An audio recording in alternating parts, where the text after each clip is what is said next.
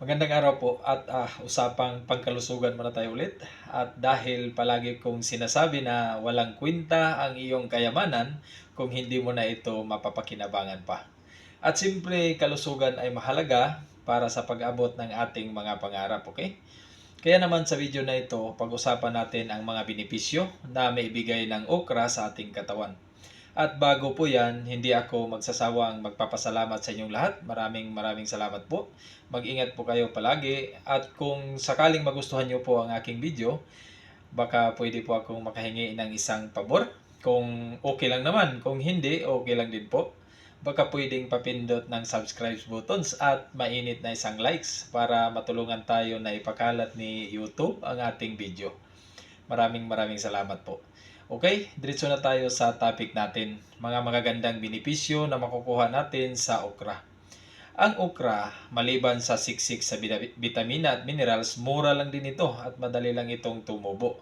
Kahit itanim mo ito sa inyong bakuran, 1 o 2 buwan, mapapakinabangan mo na ang mga bunga nito. Ang okra din ay siksik sa vitamin C. Alam nyo naman yung vitamin C, di ba? Antioxidant. At meron din siyang vitamin K para sa blood clotting. Sobrang dami niya talagang vitamins and minerals. Ang dietary ng okra 3.3. Maganda ito sa ating tiyan. Posibleng makaiwas tayo sa colon cancer at nakakababa din siya ng kolesterol. At meron din siyang folate. Maganda din siya sa mga buntis. Ito yung binibigay sa kanila, folate acids, B9. 60 micrograms tulad ng sabi ko, vitamin K na din siya, phosphorus, zinc, iron at may magnesium din siya. Kaya napakaganda talaga ng okra. At kilala din ito sa tawag na ladyfinger. Masarap siya panghalo sa sinigang at yung iba pwedeng laga lang, ayos na. Sobrang laki ng naitulong nito sa akin last 2022 nung sobrang nagtaasan ng bad cholesterol ko at triglycerides. Halos 1 buwan ako na kumakain ng okra. Pero proven and tested talaga siya. Baba kaagad yung bad cholesterol ko. May video ako na ginawa nito noon. Kaya gusto ko talaga ibahagi sa inyo, okay? So narito na ang benepisyo ng okra. Unang-una, marami siyang nutrients ang okra na kailangan sa ating katawan. Pangalawa, marami siyang antioxidants, polyphenols, so maraming antioxidant. Kapag maraming antioxidants, posibleng makatulong na makakaiwas sa cancer, okay? At least hindi siya masama. Hindi siya masama sa chronic disease. Meron siyang flavonoid. Pangatlo, maganda po siya sa puso. Basta prutas at gulay, good for the heart po siya. Lalong-lalo na po itong okra. 'Di ba? Ang kakaiba sa okra kapag hiniwa mo siya, meron siyang parang malagkit sa loob, parang laway-laway. Ang tawag doon sa madulas na 'yon ay mucilage. Maganda kapag kumain ka ng okra, kainin mo 'yon, yung mga madikit na 'yon, para pag dudumi ka, mas madulas. Kasi parang naka-gel eh. Nakakatulong ito para maiwas ka sa almoranas at hindi masakit ang pagdumi. Kaya maganda siya. Tulad ng sabi ko, high fiber niya, nakakababa ng kolesterol. Na-absorb niya kasi ang kolesterol kaya nailabas, okay? Kapag mababa ang kolesterol, maganda siya sa puso. Pang-apat, maganda ang okra sa may mga diabetes. Halos alam ito ng mga karamihan dahil sikat na sikat ang okra sa may mga diabetes.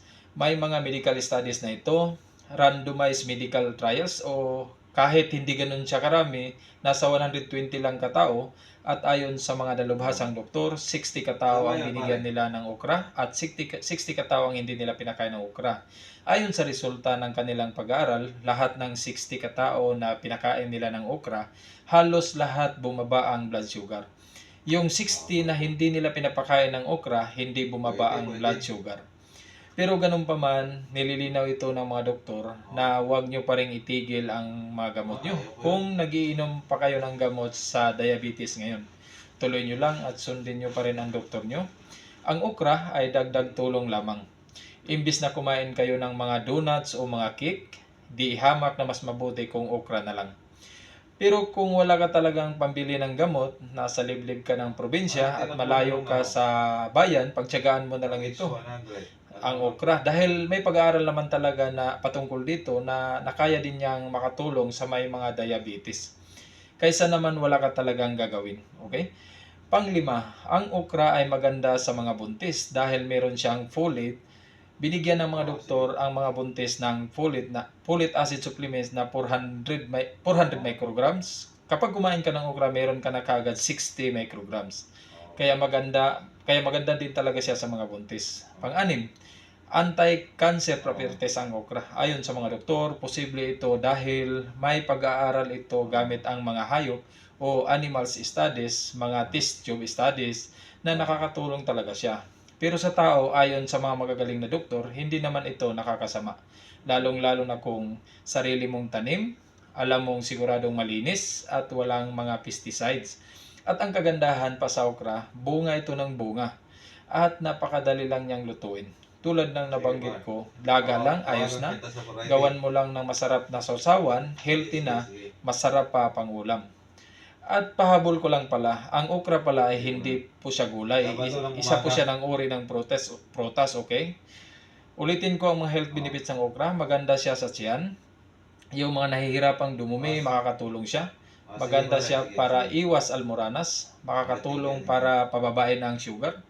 Maganda siya sa puso. Maganda siya sa mga buntis, folic acid. Folic vitamin K para mabuo ang dugo. Good for constipation. Prevent colon cancer at iba pang cancer. Low calories na rin siya at maganda din siya sa kolesterol.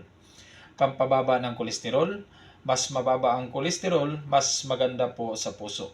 Sobrang dami talaga niyang benefits at kung magtatanong ka kung ano ang posibleng side effects niya, ayon sa mga doktor, wala silang maisip nito. Okay? At hanggang dito na lang po ang ating napakagandang topic sa araw na ito at mag-ingat po kayo palagi. Marami pong salamat.